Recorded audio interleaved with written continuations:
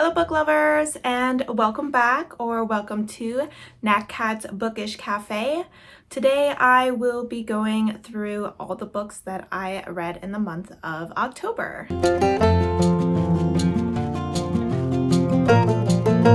Alright, so October was a pretty good month for me. I got through quite a lot of books, so I'm gonna try and not talk too long about each individual book, just so that this video doesn't end up being like an hour long. I will go ahead and start out with my stats for the month, and then I figure usually I go in the order that I read the books throughout the month, but this month I figured I would start with the books that I DNF because there were a couple of those, and then go from lowest rated to my highest rated book, and we'll see how I feel about that. And of course, let me know if you have a preference for how wrap-ups are done, or if you care or anything. I'm still kind of figuring it all out a little, so of course I love the feedback. So as far as stats, I ended up reading 13 books this month and DNFing 2, so I will be talking about 15 books today. I ended up reading 2,592 pages. These stats don't include the information from the books I DNF'd. So one of the books I DNF'd was a physical book, and I did get 117 pages into that I did not count towards this number. I also listened to 46.85 hours of audiobook, and that does not include the 5 hours that I listened for the audiobook that I ended up DNFing. My average rating was a little bit lower this month, even without me, counting for the DNFs. It was a 3.81. I do, of course, always prefer if my average rating is above a 4.0, but hopefully better luck this month in November. All right, guys, so just scooching over a little bit because none of the books that I will be talking about do I own physically, which is unfortunate for editing Natalie, but at least this gives us the space to go ahead and put images of those books. So starting with the first book that I DNF'd, I did end up DNFing Out by Natsu Karino. This was a Japanese thriller horror story that I got 117 pages through. I just found that the story was too slow moving. I found myself being incredibly bored. We are following 4 housewives who work at like a lunch packing facility, and one of them ends up murdering her husband, and they need to cover up the murder, and eventually they're supposed to get somehow involved in the underbelly or the underworld of Tokyo. I just felt in these 100 pages, very little occurred. I think we were very much getting introduced to a lot of the players in the story, but it was just taking too long for me to get started with a thriller. I do want something a little quicker paced. There are certainly some horror aspects in the beginning. They're chopping up the body of the husband, but even this seemed to take a few chapters, and I was like, as someone who's never chopped up a body, I don't know how long it takes, but it is taking a really long time. And it was approaching the end of the month, and I had other books I wanted to get to, so I decided I just couldn't afford to waste any more time on the story I just wasn't vibing with, so I gave up on it. The next book that I DNF'd was really unfortunate. I was really hoping that I would vibe with it a lot more than the first book, and that is Horror the Ninth by Tamsin Muir. This was a book that I went into knowing that I would be a little bit confused. While reading the first book, I sometimes had trouble figuring out what was happening in the moment, but usually I had a general understanding of what was happening in the overarching plot, and I really enjoyed the narrator, and I really enjoyed the writing style and thought the characters were a lot of fun, so I decided to continue with the story. In book 2, I thought the confusion was just escalated, and in this book, I think you're supposed to be confused. Our character that we're viewing things from seems to be in a state of almost insanity. And I found myself trying so hard to figure out what was happening in each chapter, in each scenario, that I was losing track of the overall story and found that I was no longer interested in the overall story because I was just so over focused on trying to figure out even what was happening or what the purpose of what was happening was. And so I got through 5 hours of it, and when I realized I had 15 more hours of this, it just seemed like such an exhausting task that I decided to go ahead and DNF it, unfortunately. And I didn't really talk about what Horo the Ninth is about. It's the second book, so I'll talk a little bit about Gideon the Ninth. In the first book, we are following Gideon and Horo as they go to House 1. They are members of the ninth house, but they are heading to the first house in order to partake in a competition against the other houses to see if someone can become a lector for the emperor. This is a very coveted position that gives you a lot of power. The first book, we learn a lot about necromancy and what they can do with necromancy. It is also a bit of a murder mystery. And in the second one, we move forward from the events that happened at the end of the first book, which were very dramatic. All right, now getting into books that I actually finished. Unfortunately, I had 2 books this month that I rated 2.5 stars. The first one is A House at the Bottom of a Lake by Josh Malerman. This was a short young adult thriller horror story that follows 2 teenagers who go on a first date kayaking in a lake, and they see kind of like this tunnel that they can canoe through that leads to another lake, at which at the bottom of it there is a house, and they explore this house and become like obsessed with it, and it seems like their entire relationship revolves around this house and its existence, and of course kind of weird stuff start happening, but overall there was a few things I didn't like about the story. One, even from the beginning, we have a young boy who asks a girl on a date to go kayaking in his uncle's canoe, and he says there's 2 lakes. There's one on which his uncle's house is, but beyond that there is a more secluded lake, and he wants to take her there.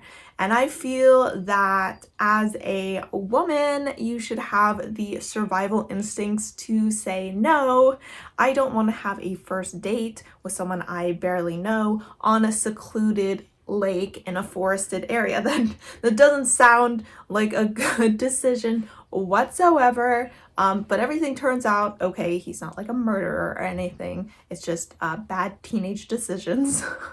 But the other parts is I didn't really vibe with the writing. I found it pretty simplistic, straightforward. It didn't really do anything to make me feel any sort of fear or angst for the characters. I feel like in a thriller, you should always feel a little paranoid, a little nervous about what's going to happen next. And I just didn't get those feelings in this book. I would say this story deals a lot with teenagers' need to have their own place, to have something that belongs just to them. It deals a lot with how obsessive first love and your first boyfriend or girlfriend, that situation can be. It also deals a lot with teenage insecurities. But overall, I thought the story was just a little underwhelming. There was a little part towards the end where I was like, oh, things are getting exciting. but then it was over. So didn't quite do it for me and wouldn't highly recommend, but it is really short, so it's probably good for like a readathon or something. The other book that I rated 2.5 stars is Music of the Night by Angela Ford. So this is a Phantom of the Opera retelling, but I don't feel 100% confident calling it a retelling. The only way that it's really anything like the Phantom of the Opera is that we have a young woman who is living at the opera house after the death of her father, who desperately wants to become a singer and seeks out the help of the person who's supposed to represent the Phantom. This book had some interesting aspects to it that I just think really needed to be expanded on. This takes place in a theater where a lot of people go to just give in to their darker desires, and I feel like we should have explored that a lot more than we did, because that sounded really interesting. We also have these monsters that are lurking in the dark that we don't really explain about. There's murders that just kind of happen, and that's that kind of situation. I think it focuses a lot on the romance, yet at the same time not. Does that make I don't know if that makes sense, but I feel like we weren't focusing enough on individual parts of the story, so everything was kind of lukewarm. And the ending I thought was, I hate to say it, lazy writing. It was one of those situations where the love interest sits down and says, well, we survived it. Now let me tell you why everything that happened happened. So I don't really like when that is how the author chooses to explain everything. You want to give your readers a bit more credit to allow them to figure things out on their own as you give us hints throughout the story. So if you're interested in anything slightly opera, Phantom of the Opera related, and are looking for just like a quick, easy read, I guess you could read this, but it's also not this kind of story that you get lost in, and it doesn't even have that many smutty scenes to make up for the semi lack of a plot. All right, moving on to books that I rated 3.5 stars. There are two of these books, the first being Annihilation by Jeff Vandermeer. So this is a short sci-fi horror story that follows a group of women who are entering Area X, which is an area of land that is covered by some sort of mysterious dome where previously there have been 12 other expeditions that have gone into it, and none but the last have returned. And even the last group of people that returned, I believe, were not quite themselves anymore, and eventually all ended up dying of cancer. All the previous expeditions have been men, so they send out these women in hopes that things will go differently. And we follow the story from the point of view of the biologist, who actually, her husband had been part of that previous expedition that came back and eventually perished.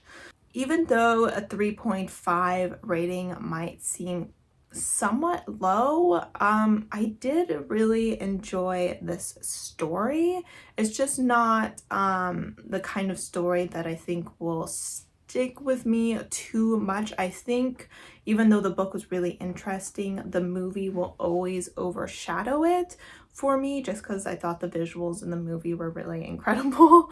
But I did like how different it was from the movie. So it made everything very unpredictable for me, and made me very nervous about what was going to happen next. I did, feel a little bit uncomfortable while reading the story, because we are dealing with nature that is changing in unusual ways that we are not used to, and also we are dealing with people we can't really trust and who don't trust us. So we are in an unknown, dangerous scenario, and our teamwork skills are just not up to par for what we would need to survive this situation. I really liked being in the head of the biologist and watching how she changes throughout this story, and really loved Vandermeer's description of the land around her. So I highly suggest this series. Well, I guess I can't suggest the series because I haven't read the whole series,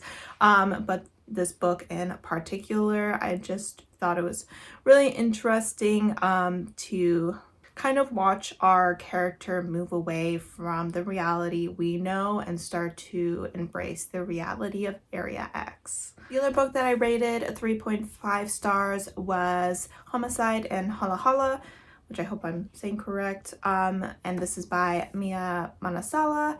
So this book is the second in a cozy mystery series, the first being Arsenic and Adobo. I really enjoyed the first one. I think I gave it either 4 or 4.5 stars, so I did like it better than the second one, which I think based off what I've heard from other people seems to be a pretty normal reaction.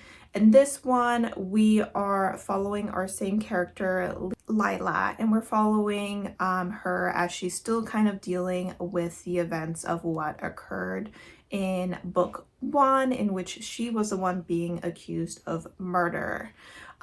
She is dealing with some PTSD in this book, but she's not really addressing it because she feels that people from her culture don't use therapy or address mental health issues, and she's worried about being judged by her family. So that is a topic that is addressed in this book. In this book, she is asked to judge a beauty contest because she, when she was younger, had actually been the winner of this beauty contest. And so she is coming back to this and not just dealing with the trauma of the last of, murder that happened in town, but is also dealing with all the insecurities that came from being a daughter of a mother who was obsessed with beauty pageants.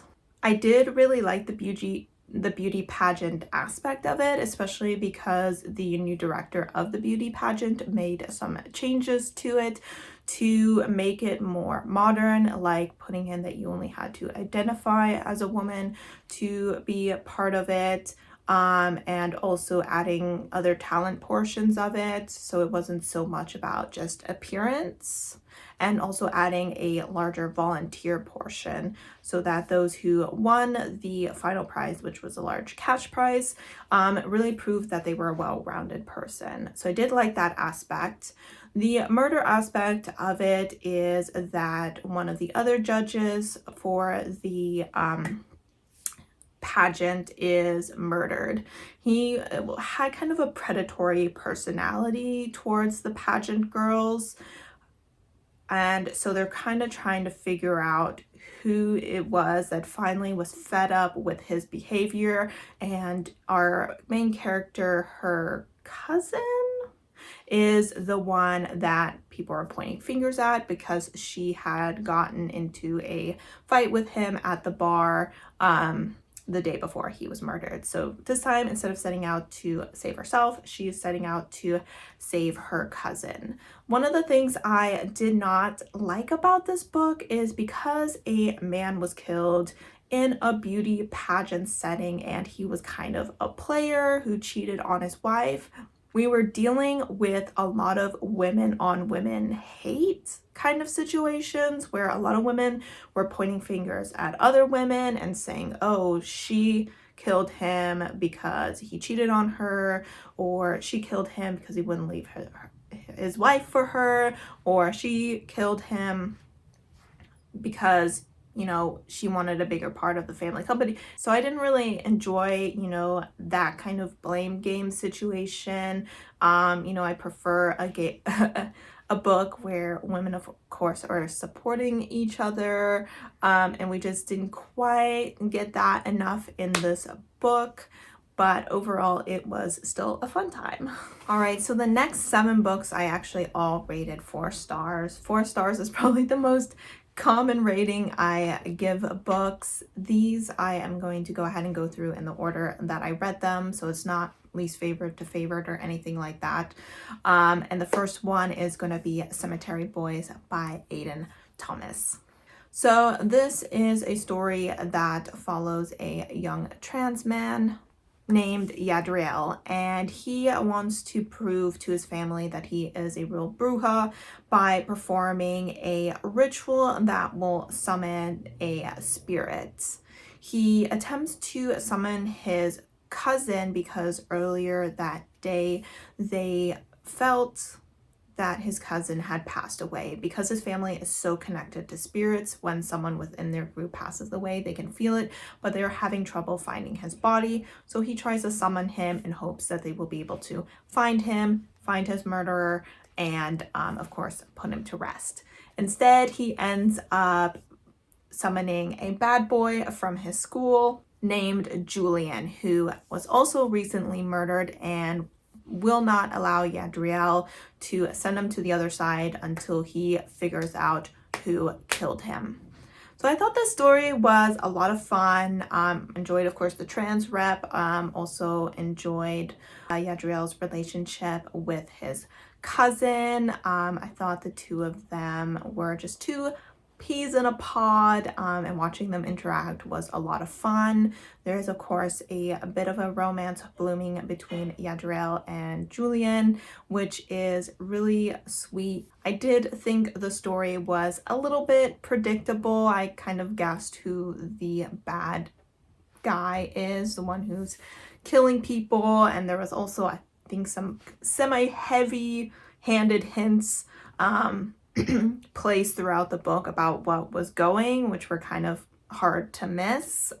So the ending wasn't overly surprising or anything like that. And it was a bit of a happy YA ending despite everything that was going on, which, I enjoyed, but, sometimes it's okay to have slightly darker topics in books, but this is just probably a queer joy story. So, that's totally fine. Overall, I just really liked the discussions that were had in the story about accepting your child as being trans, also about protecting minority people, either if it's Hispanics, immigrants, or people below the poverty line. And it deals just a lot with like different relationships between brothers, between cousins, between father and son. And I just enjoyed all aspects of that. So I still think that if you're at all interested in the story, you should definitely give it a shot. The next 4-star read was The Whisper Man by Alex North. I keep wanting to call him Alexis Hall. Alexis Hall is not the writer of the story. But this is a thriller that follows a young boy and his father when they move to a new town after the sudden and unexpected death of his mother.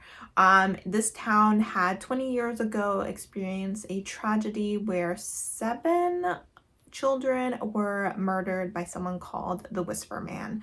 The Whisper Man is now in jail, but at the beginning of the story, a young boy disappears and is eventually found dead again. And after hearing that he had told his parents he heard someone whispering outside of his window before he was kidnapped, people are thinking there is a copycat or possibly the partner of the Whisper Man coming back to finish what they started.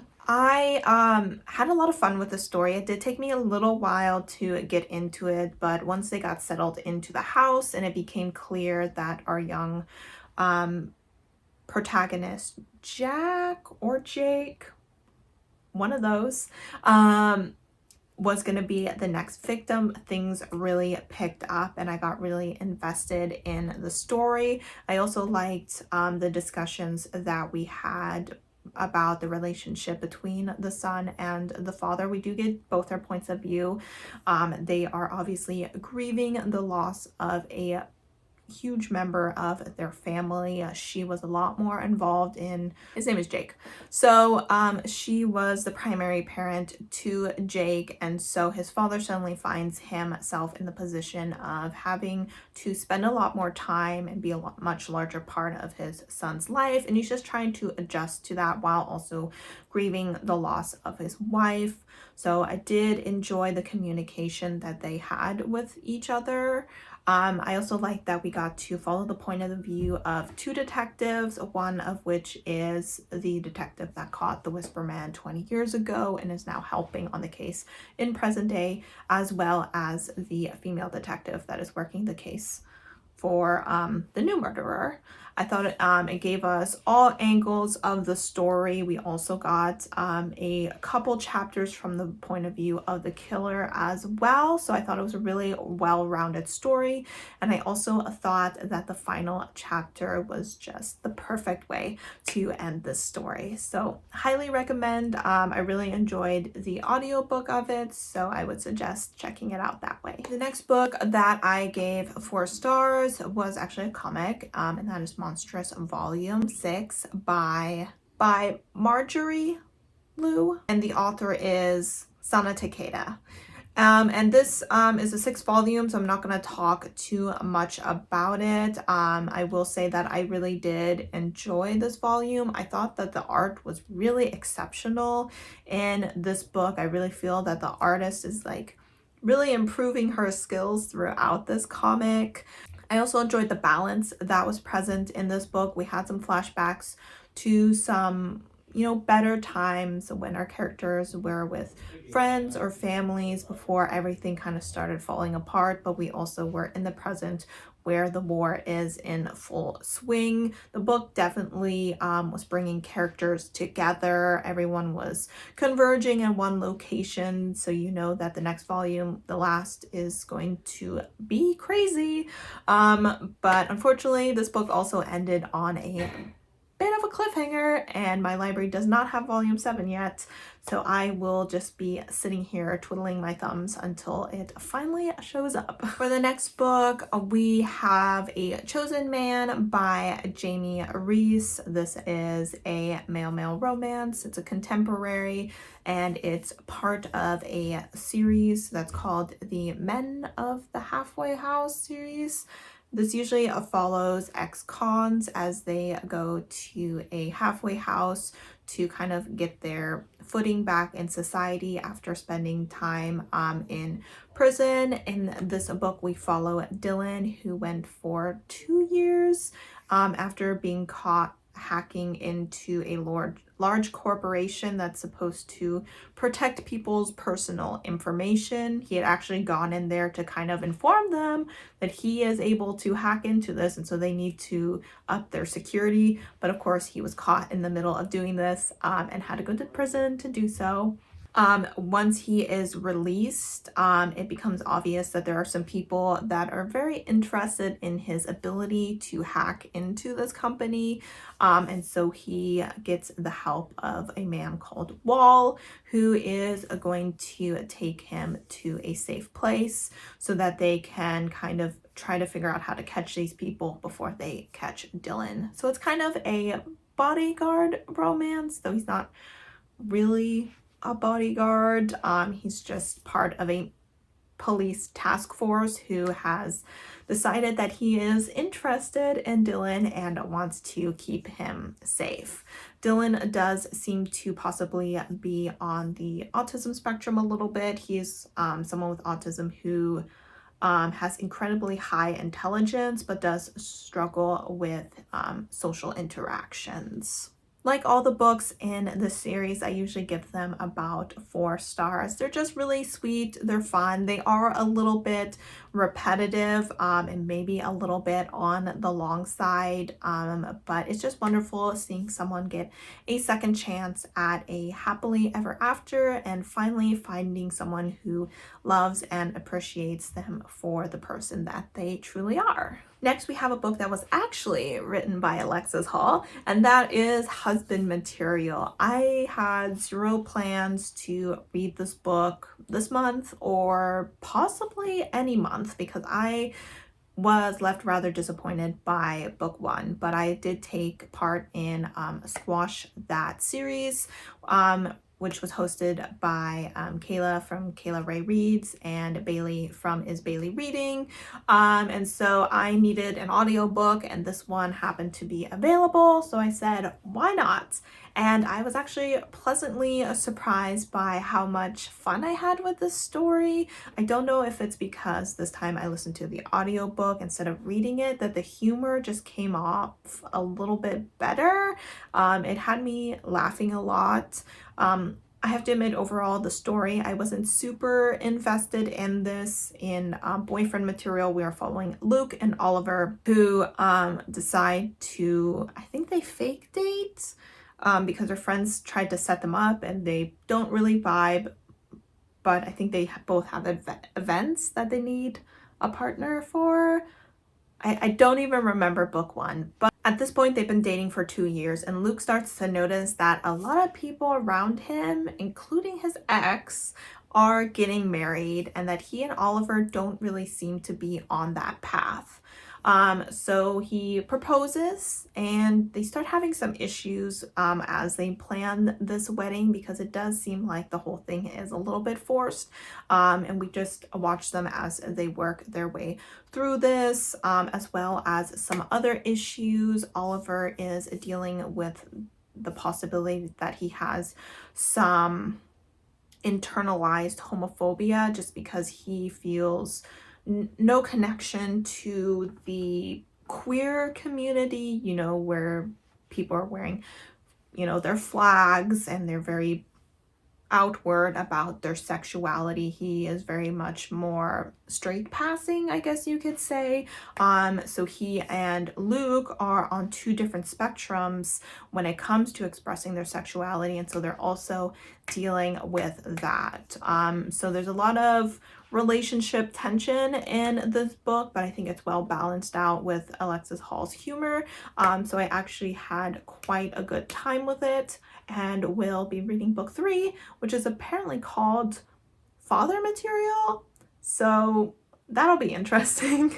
Next, we have another book in the Men of the Halfway series, or the Men of the Halfway House series, whatever it's called, and that is A Sweet Man. And this is actually, as of now, the last book in the series. It's the one that I found a couple years ago and put on my TBR, but my library didn't have it, and so that's how I decided to start from the beginning. But now, after all this time, I finally got to the book that I was initially interested in, and this follows Ben. Ben is a deaf character, and we also follow Bull. Bull has connections to the police force, or to members on the police force back from their military days, but he does a lot more in private security at this point. Ben ended up going to prison after being a scapegoat for his friends, and is now back at Halfway House after breaking his parole and having to serve out his 2 years in jail. So he's feeling very much kind of like a failure for having broken his parole and once again trusted the friends that had in the beginning already betrayed him. So he feels that everyone around him is very disappointed in him, but everyone is trying to be very supportive, just to make sure that he succeeds this time around in becoming a fully free man. Ben has a love for baking and ends up working at Bull's sister's bakery, which is how they meet. This book isn't quite as dramatic as the previous book. They're not like on the run from any bad people. There's some bad stuff that happens towards the end, but overall it's very sweet based on, you know, the title. And it was just a lot of fun watching their relationship, and Ben just gaining confidence as he's in a relationship with someone who doesn't see him as a burden. Because of him being deaf, he was always kind of left out, even in his friend groups, and his sister always treated him as a burden, even though he tried very, very hard to be a helpful member of the family. So it was really nice to watch that. Other than that, I don't have too much more to say about this book. Some of the stuff that I said about A Chosen Man and the series overall still applies to this book as well, of course. And for the last 4-star, we have They Never Learn by Lainey Fargo. This is a thriller story that follows a female serial killer who works on a college campus and has spent the last 16 years killing bad men. We also follow Carly, I believe is her name, and she is a new student at this same university. She does not have a good relationship with her parents. Her father seems to be rather abusive, not physically, but in the way that he makes her and her mother feel very small and insignificant. So she is coming to the school with few hopes of making friends, but ends up making friends with her beautiful roommate.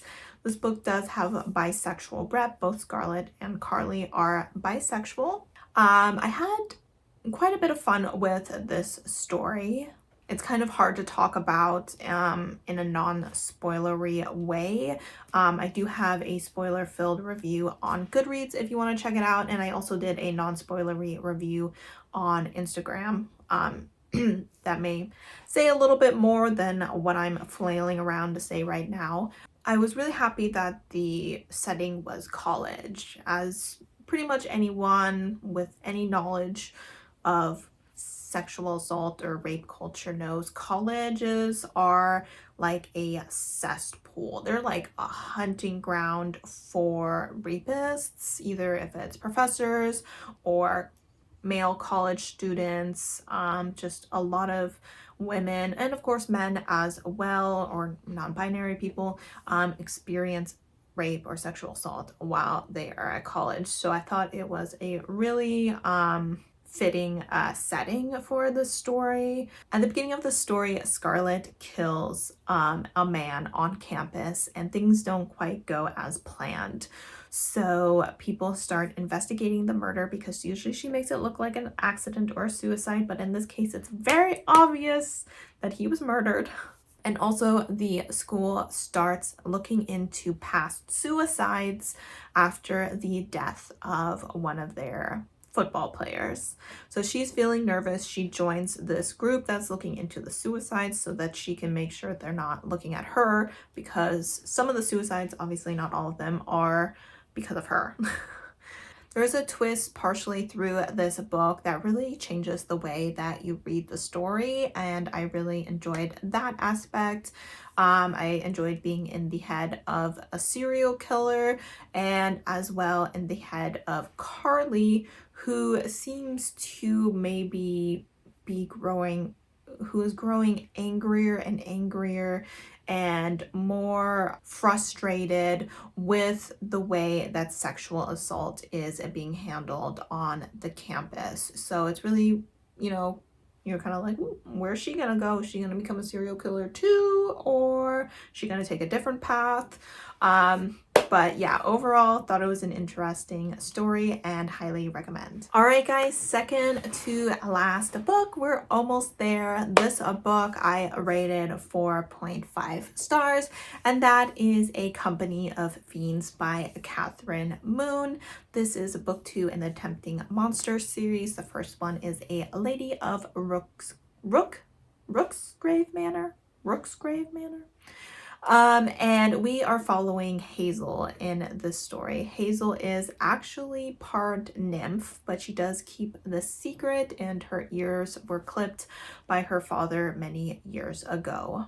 After her father's death, she goes to work at the theater, which makes an appearance in the first book. This is a theater where monsters can go and view other monsters having sex with human women, or I think there's a human male there as well.